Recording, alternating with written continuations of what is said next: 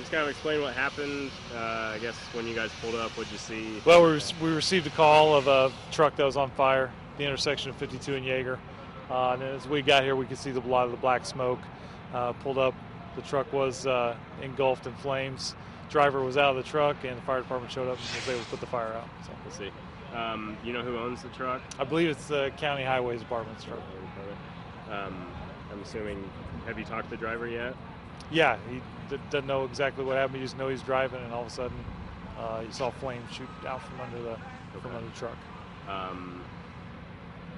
Do they have to do like an investigation or something, or is they just gonna leave it at that? No, we'll probably we'll talk to him a little bit more, see what exactly he knew something was going on. That wasn't sure right now, so we're still trying to figure all that out. I see. And then you have to tow this out of the way, or how? Yeah, we'll get it towed out of the way and get the 52 back open here shortly.